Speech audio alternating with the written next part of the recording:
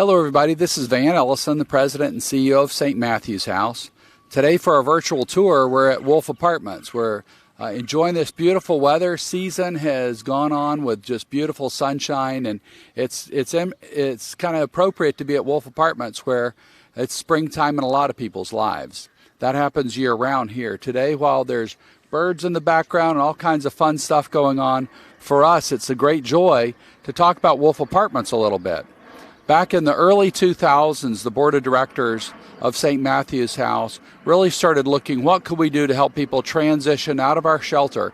At the time, only had the one shelter in Naples, and to transition into real life, living in the community, and being part of the mainstream of having a job, having a home, paying your bills, getting back on your feet. Well, Kay Wolfe, who was a beautiful lady in the community, she and her husband had acquired some land and gave this property. That's where the name comes from.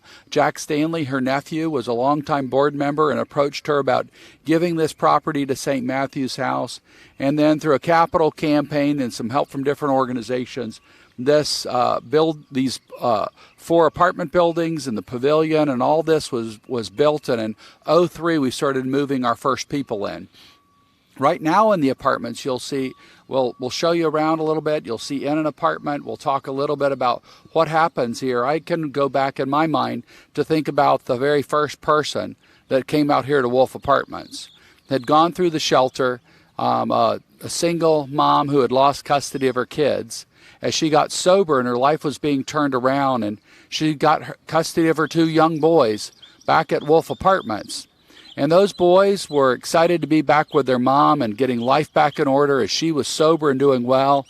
And she became the first resident of Wolfe Apartments. She and her 2 boys came out here, and Michelle went from being a high school dropout to finishing a bachelor's degree, going on to getting an MBA, and is a really contributing member of our community and has been sober and supportive and working with so many people for probably 20 years now. Well, Michelle was one of those success stories about a community coming together to make sure that a single mom who really was in the worst of places could get her life back. And so while St. Matthew's House, oftentimes we focus on more than just housing.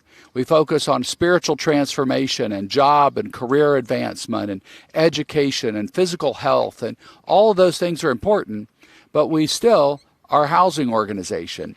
And so we see lives transformed here. Behind me is Building 1. The Justin's Place van is out there, and a lot of the men transitioning from the program as they've gone through our year-long residential program. The Halachek Family Foundation helped us to start Justin's Place several years ago and has supported our efforts. Well, as the men go through the time of transition in their lives to be back in the mainstream, the later phases of the program, they'll move out here to Wolfe Apartments, and many of them will stay on long after graduation to be part of a community that's safe and supportive. Out here, we have a high expectation of excellence, that the men and the women, the families that are here will stay sober, they'll find meaningful work, they'll hopefully be making career advancement. They'll be making educational decisions and vocational training decisions. And this is just a great place for them to launch into a new life. You'll see a lot of Justin's Place stuff around here because this has really become an integral part of that program, to take a man from the streets or a woman from the streets into our programs, go through a year of discipleship, and then transition into a really new life. And it's not completely independent. You'll see in the apartments that people share apartments, that oftentimes a single guy will have another roommate, or in a 2-bedroom, there may be 3 or 4 roommates in a room or in an apartment.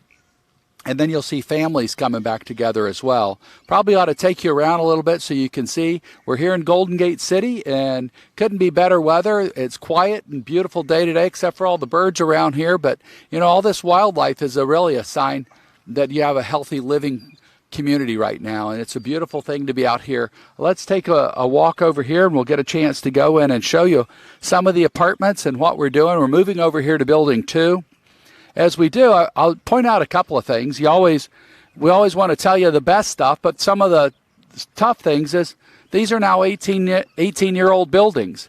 And so we need to reinvest in some of these. There's some We need to repaint the exteriors. We're going to need to re-roof. The typical roof will last about 20 years in this part of Florida, and these have been through Hurricane Wilma and Charlie, and our last big one, Irma, and they've survived. There's some patches here and there, but we're going to need to re-roof these and really do some capital investment. As we go along, you'll see that the apartments are in pretty decent shape. As a tenant or a resident moves out of an apartment, we rehab the interior and make sure it's in good shape for the next person moving in. The exterior has some deferred maintenance that we need to get to. So in the next year, you're probably going to, if you're a regular supporter of ours, you're going to see something in the mail about our efforts to really begin to raise funds to make sure this is a good, viable property for the future. And we have continued to upgrade this over the years. We'll show you a little bit about that at the pavilion. But you can see a lot of the men here. About 10% of the homeless population, when they first come to St. Matthew's House, actually has a car. And as they go through the program at Justin's place, or they come to the shelter and they're getting their life back in order, one of the things you're going to see is that guys and gals will start buying cars. Oftentimes it's an entry-level vehicle, but they're going to be buying a vehicle to help them get around. When they first come in the program, they don't need that. In fact, it would be a distraction for them. And so, but as they move through the program, they're going to have a chance at to get to jobs and move out of transitional employment. We'll go into one of the apartments here. This is a 2-bedroom unit, and all these units are small, but they work for what we're doing. We'll come on in here. I wish you could smell it. They've got a candle over here burning. It smells like a Krispy Kreme donut or something like that, which would be pretty nice about right now. But this is a 2-bedroom, 1-bath apartment. And while these are small units, this is going to be about 800 square feet. So this isn't giving somebody an extravagant life, but it's really a good start. Some of the men and the women that come to us have been in jail. They've been on the streets. They've led a real broken life. And so this can, for some people, be their first home of their own, where they're actually signing a lease, they're committed to be part of a community, they're involved in all kinds of activities within that community to make sure they're doing well. I'll show you around a little bit. You've got a little small kitchen here. Most of this stuff you've seen in your own life, but we've got, again, a bedroom. A couple of guys are sharing this room, and you're going to have simple twin-size beds and guys accumulating some clothes and some stuff for job interviews and to move on with life. Simple, plain little bathroom. I know sharing a bathroom with 3 or 4 other people can be challenging, but you know that's part of getting your life back in order, is you make those sacrifices to get through it. Each of these 4 apartment buildings were designed with 12 units in them. And so there's an upstairs and a downstairs. We do have, as we go through, I'll talk to you a little bit about the principal use of buildings 1 and 2 is for Justin's place people as they're transitioning in the final stages of the program or beginning to move out. Or as they finish the program, they want to stay with us another year or two. A resident, based on our HUD guidelines, some HUD funding was used to build these apartments back in the early 2000s. Some of that requires that a person can stay here at max 2 or 2.5 years. I think we've got a question coming in with Bob. We do have a question for Peter, Vann. How do folks pay for these apartments? What are the costs, things Right. like that? The question is, how do they pay for this? Well, this is a regular, we look at do a market analysis every year to make sure that this is low income or very low income housing. So they're getting a lower rate than right now. You look at housing affordability is a critical issue in our community. And so a lot of working people really can't afford apartments. And certainly a man or a woman coming out of a homeless shelter or coming out of our recovery program typically doesn't have money saved up. If they do, it's not much, and they can't afford a market rate. So these are at a below market rate, but they have to pay for it themselves. These are cash flow positive for St. Matthew's House, but we're not making, we're basically paying for the programming that goes on here. And they're responsible to pay for their own units, and they're responsible to clean it. They're inspections done. Part of this is still real programmatically oriented. We want to teach people how to be responsible. So one of the things that'll happen is when somebody comes in, we're going to teach them, how do you clean your apartment? How do you clean a toilet? How do you clean the stove? And how do you do those things to make sure your unit is in good shape? And so when there are weekly inspections or when there are issues that somebody's struggling, there's still accountability where they have case managers and a chance to dialogue. So this is more than an apartment. This is actually part of a program for everybody here to move on. We really believe in accountability, and if they weren't paying for their own apartments, to some degree, that would be giving the wrong message. We're responsible for your life. We want them to take the responsibility to get their life back in order. So that's a great question. If any of you have questions, it's right there. You can call in or go on the message and message us a question so we can answer any of those. It's awful for me to try to talk for this whole time without you helping me out with a question or two. So please, there's no dumb questions, or if there is, we'll give you an award for asking the first dumb one. But we really do appreciate everybody joining in and seeing this. When this was built back in 2002 and opened in 2003, a lot of churches came together. So many of these apartments were sponsored by one specific church. One individual would say, we're going to dedicate this one to a family member, or as a church, we're going to raise the money to do this. And so this was really an entire community coming together. And that's really the story of St. Matthew's House as well. These, you've probably all seen an apartment before. But this is really more than an apartment. This is an act of love to those people who are transitioning out of that place of really desperation and back into the mainstream and back into a whole life. They will pay their own bills here. They get an electric bill. There's 12 meters on the outside of this building. So the guys in this unit are responsible to pay the rent and the electric. But what they'll get is structure and support, the safety of knowing you're in a healthy, sober community that can help you walk through all of life's transitions in a real positive way.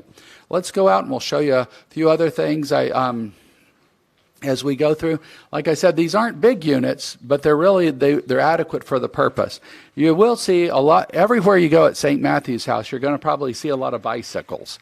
And at the Campbell Lodge, the Immokalee Friendship House, our recovery programs, everywhere you're going to see bicycles.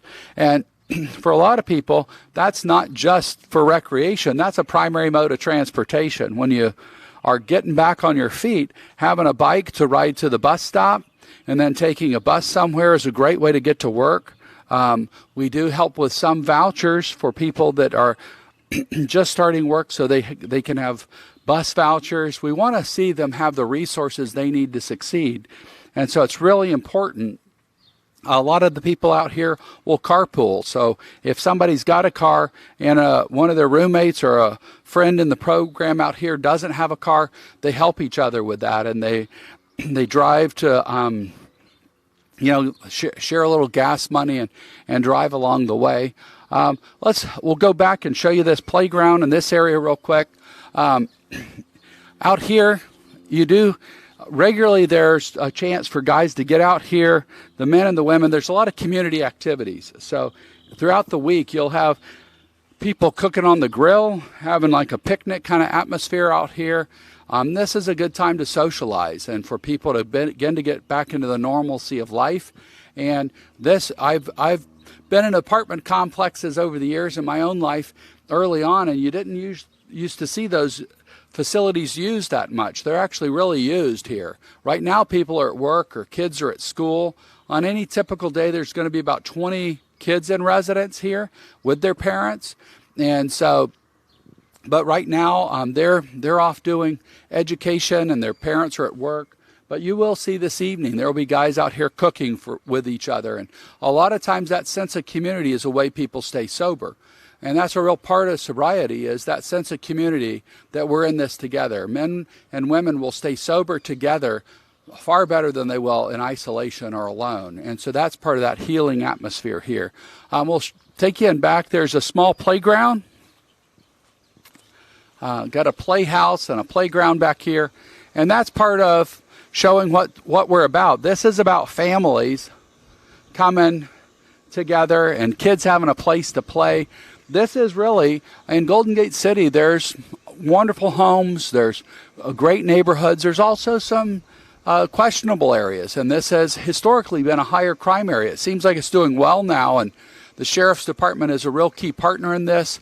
We work closely with the Sheriff's Office to make sure our community is safe. So we have kids that are here. One of the things that we do, because often you have a single parent or working parents, in the summer we have summer camp programs that the kids are involved in. The Naples Children in Education Foundation, the Winter Wine Festival historically has helped a lot with that, where we're able to make sure that the kids are finding meaningful, safe, healthy things to do in the summer so that their parents can continue to work, save money, and get back on their feet. And the kids find the safety and the structure so that they're not preyed upon by gangs, or they're not idle time can really be destructive in their lives. And so not only is the playground used here, but this is really a symbol of a healthy community. The kids that are here, even though they're small apartments, they tend to be very, very happy because they've got their mom back or they've got their dad back. They're getting a sense of family again. This cross here, it's a huge cross, and the men in the program came up with this idea early on, and the St. Matthew's House years ago established a cross in our courtyard for those that we had lost. And when we started Justin's place and men were doing well and committing themselves to recovery and a life of transformation, there's a passage in Scripture where Jesus talks about basically crucifying our flesh or dying to our own selfish desires to follow him. And so as men and women graduate the program, as I can read some of those names and many very, very familiar faces, people that are still around here and good friends of ours, but they will put their names on the cross that says, I'm going to die to my own desires to drink and to drug, and I'm going to follow the Lord. I'm going to make a commitment to the community. And so we've had guys who have been struggling who will come out here and have a time of rededication, and say, God, on this date, I committed my life to follow you and crucify my flesh and follow after you. And so today I'm recommitting to that. So this is that place where we want to create a marker that at this place, in this community, was where their life really became their own again. I think we've got another question. Yeah, we've got a question from Terry Vann. He wants to know, can folks who stay in the apartments, once they finish the program, are they allowed to stay? And if yes, right. how long? So Terry had asked the question, can people, once they finish the program, stay at the apartments? Well, there's two types of really apartments here. One is transitional housing, and they can be here for 2, maybe as much as 3 years. And that's really a positive thing for them. They're able to work through. So as part of Justin's place, they'll be here for several months at the tail end of their program, about 4 or 5 months. And they can continue to stay on, fulfill their lease, be here for a year. We have better success when people are with us at least a couple of years.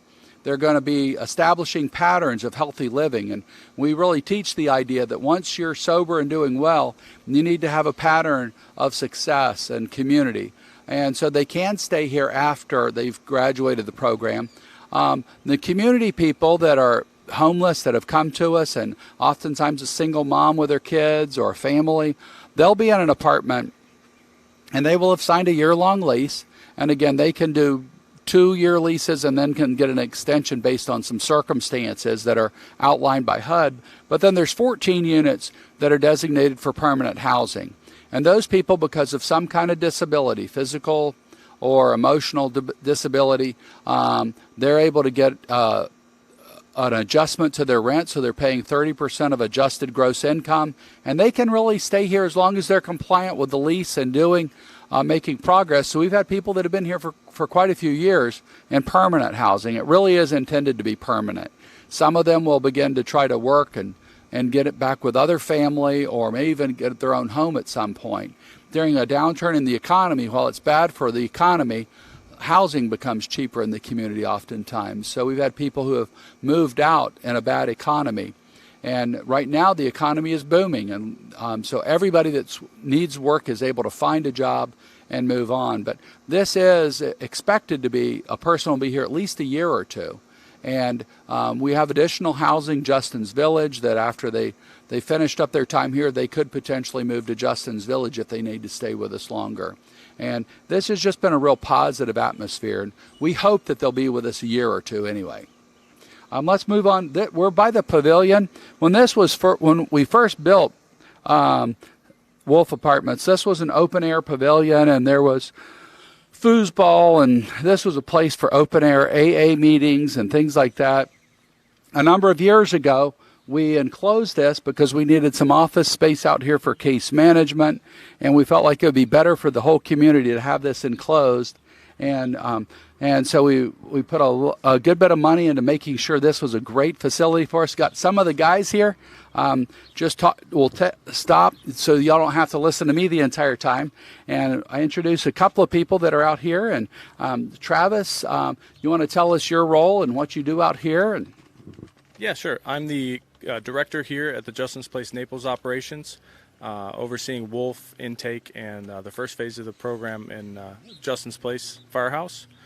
Currently, right now we have about 35 men here, residents in the second phase of the program, where the men are coming down, reintegrating into work, finding their purpose, and really looking at what they've learned thus far in the program and applying that in actual life and kind of transitioning back into society.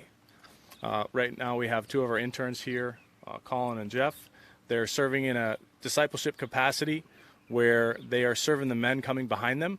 They've decided to make a commitment to give back what was kind of given to them. And our program doesn't function without its peer leadership. So we're super grateful for those guys when they make that decision to serve the men behind them and help them take their next steps. So we're super proud of these guys, and we're proud to be a part of St. Matthew's House and Justin's Place.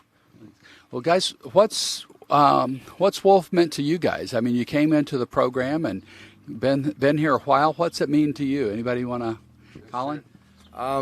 It's a chance to start to integrate back into everyday life. You know, LaBelle is a little isolated. It's been great for my recovery, but now I get to put what I've learned into practice in more of an everyday life.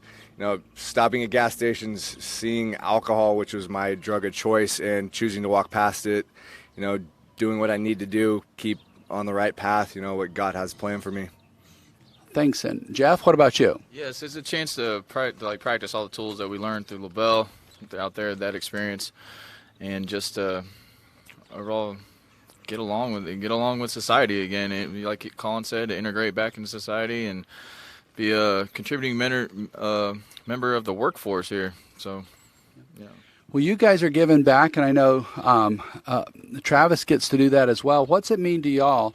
I mean, this is more than just housing for you guys. This is your job too. So, what's it mean to you guys? You have men coming out of LaBelle and people in need and helping out with the guys in motivational track. What's it mean to y'all to be part of that?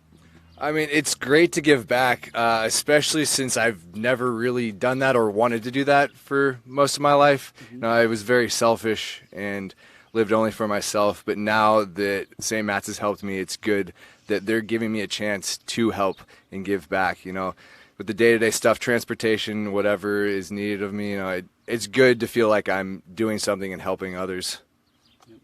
And, you know, you hit on a really important point that, you know, in an addiction, addictions take a normal good guy and make him into somebody who can only think about his needs. And in recovery, part of really knowing somebody's doing the right thing is they're finding the joy in giving back and being part of that. And so I appreciate what you said. That's really a good thing. Jeff, anything you want to add? Yeah. Well, what's your day like? What do you get to do? So we do a lot of transportation over here. We do make sure the guys get to work. We do a lot of doctor's appointments. You can start new lives with bank accounts and getting to the DMVs, getting cars. So we help just basically with the day-to-day driving, and we help get the rooms ready for all the new guys that come up here. Make sure all the furniture and all the appliances and everything's working, everything's shipshape, and you know, we take care of we do a lot of van maintenance, make sure the vans are good for everybody, for the fleet, and yeah, We also, the main important part is we do the breathalyzers at night, and it gives us a chance to interact with the guys every night, just to see where they're at. Yeah. Well, thanks. And now, Travis, you came in as a peer mentor here years ago as an intern, and you've had a sense of calling to do this. Do you see that happening? Other people getting that? And I mean, you weren't planning on working in a recovery program as a kid, but you grew into that. So tell us what happened in your life to get you to do this job, and what you're seeing behind you. Yeah, that's one of the biggest blessings, is watching these guys and other men come behind me. When I came through the program early 2011, really didn't know what life was about, didn't know how to be productive and live an honest, authentic life. After finding the Lord and being introduced to a life with God in my heart, that all started to change. My motives started to change, why I did things started to change, and decided to serve in that internship peer mentor capacity, and learn that a life of service, that Jesus was not lying when he said it is better to give than receive. And that principle has been in my heart ever since. And I love getting to watch the men come in, first phase of the program, broken, hurting, find hope and healing, go through the process, come here, and then decide to give back and serve the men behind them. Through my time and tenure here at St. Matthew's House, I've grown, I've learned a ton. Going back to school, getting an education in ministry and addiction studies. It's been just a huge eye-opening experience that there is hope. Even though there is a lot of struggles with addiction, a lot of people, they lose the battle against the things that they're struggling with. We see it every day here in the program, where men and women just don't make it out of their addiction. So when they do, there's a lot of hope, and there's a lot of blessing in that, to witness it and be a part of it. Here at Wolfe, we get to watch guys go through the process of graduating the program, but then also some of them stay. They can remain on property for up to 2 years. And the people that do that are usually very serious about their recovery. They want to stay in a structured environment for a longer period of time, which is wise. If you've been using drugs and alcohol for 10 years, 20 years, it's wise for you to commit some time to actually change. So we get to witness some guys go through school, get degrees, go through vocational training, become chefs, become nurses, become surgical technicians, become mechanics, airplane mechanics. We've had guys come through the program that have just been completely restored. They learn how to be a dad again. They learn how to be a brother again. They learn how to be brothers with each other. Jeff referenced every night the men come down here, and yes, they have to breathalyze because we're an accountable environment, but it gives them an opportunity to fellowship and be in community with each other, ask each other, hey, how was your day? Are you okay? And you don't get that at a lot of places. So super grateful that we have this opportunity here to do that at Wolfe. Yeah, thanks. And so, Jeff, and have you thought about what the next step is going to be for you after finishing up your internship with us? Yes, sir. I plan on staying with the ministry and working here, actually, at Wolfe Apartments, be the next member of the program staff here. And we'll hashing out the details with you later, sir. All right. Well, and what about you? Have you thought about next steps for you and your family or your life? As of right now, I've just committed to being a peer mentor, and I plan on continuing that until I've completed the program. Everything is up in the air from then on out. I'm one semester away from completing a psychology degree. Not sure what I'm going to do with it or anything. I'm trying not to make too big of plans, just stick with what I got right now. And that's wisdom. Until you know what to do, stay here and grow. And, for those that are watching or are participating in this from the other side of things that are donors, want to encourage y'all that the guys they see out here, their lives are changed because of the work you do. So this is, while it's a blessing in their lives, take joy and satisfaction in knowing that your giving and your commitment to support is helping these men return to society and really to their families, whether it's their parents, their kids, their future kids, their spouses. This is really about returning to society as a whole man, and it doesn't happen without your help. And so we're so grateful for you guys. I know it's nerve-wracking to have a guy stick a microphone in your face, but you guys did really well, and we appreciate y'all doing that today. So thanks. Let's go in and we'll show you the pavilion a little bit, what's happening in here. This is kind of the hub of a lot of activities.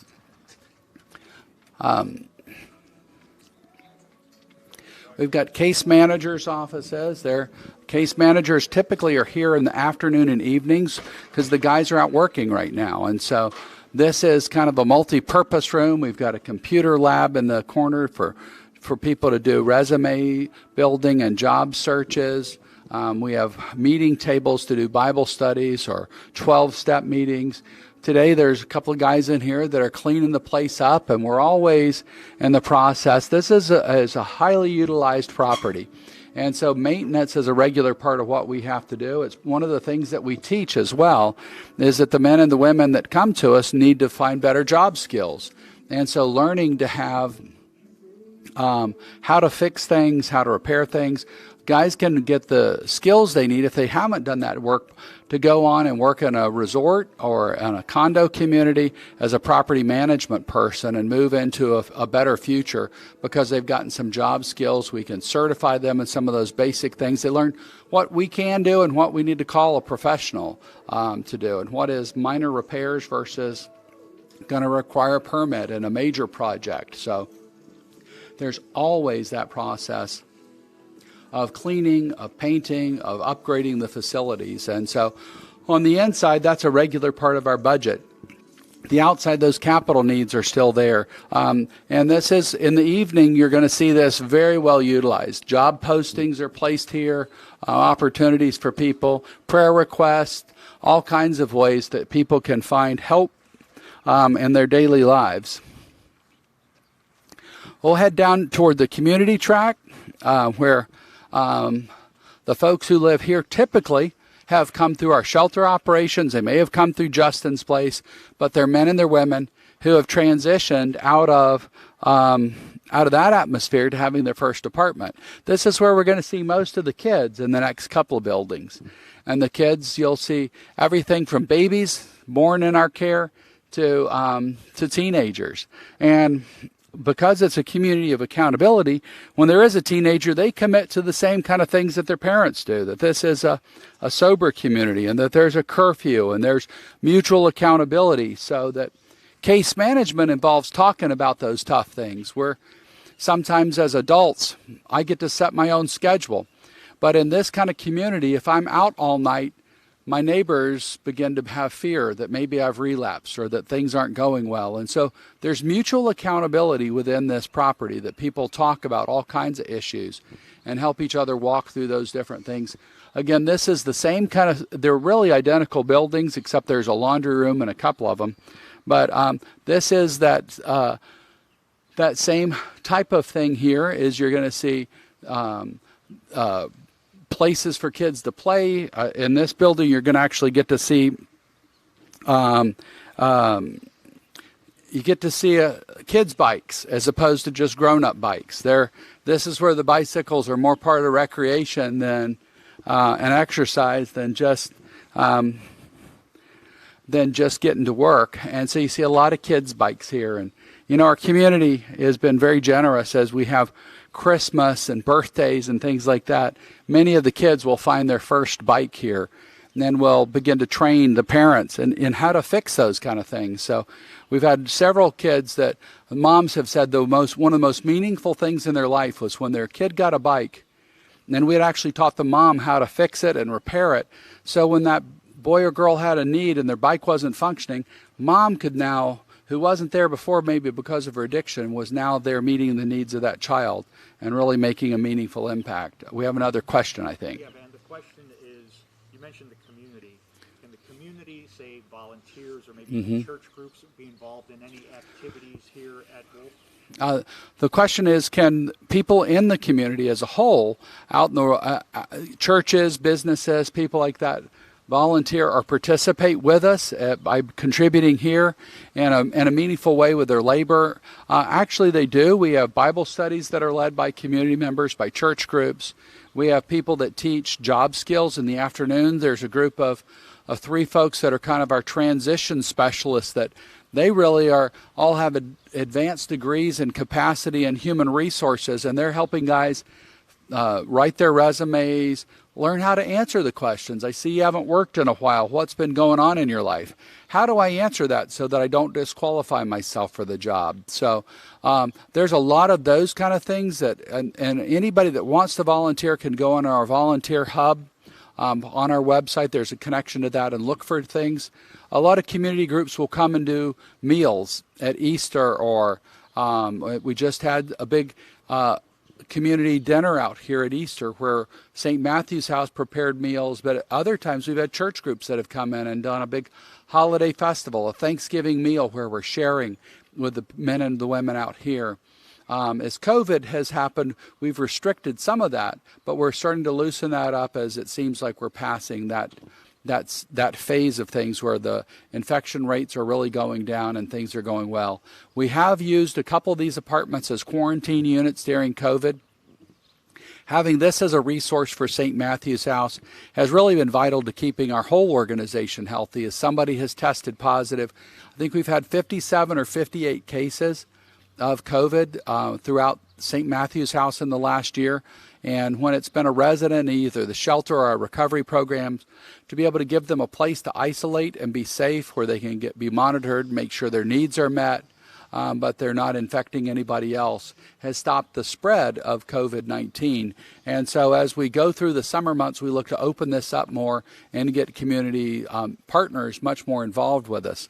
A lot of the groundskeeping work, we've had Boy Scouts and Cub Scouts and Brownie troops come out and mulch the area and clean things up and participate. We have a lot of the men and the women in our programs have been very involved in volunteering. They love their community, and one of the things we teach, even for the folks that aren't peer mentors or interns, is about giving back. And so committing to help other people. One of the things that's always important is jobs and transition. So as there are community partners that want to give somebody a second chance in life, contacting St. Matthew's House either through our shelter or through our recovery programs to say, we're looking for an employee, especially in a job that has a chance to grow. We don't want our folks to just get in the day labor cycle where they're working a job for just a little cash today. We want them to get into a chance to build a future and some financial stability. So that's really important. And that's when some of our business partners have found some of their best employees.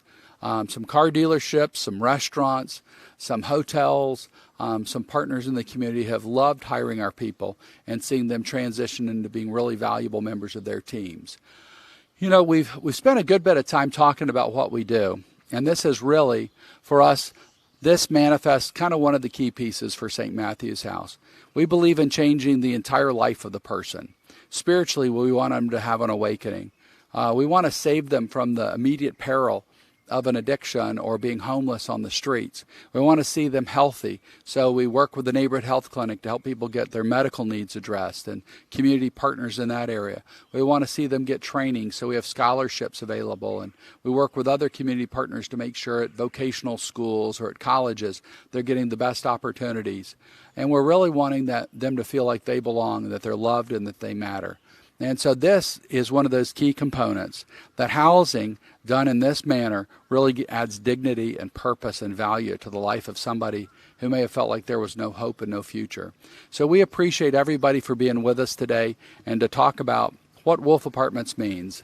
It's really our community's effort to make sure that every man and woman who wants to change their life, who wants to find freedom, has a path out of poverty and homelessness and the despair of an addiction. So thank you for joining us today. Don't hesitate to reach out if there's questions that you think of after we've concluded this. Don't hesitate to either contact through our info line or reach out to one of us. We appreciate all of you and look forward to talking more in the future. God bless you.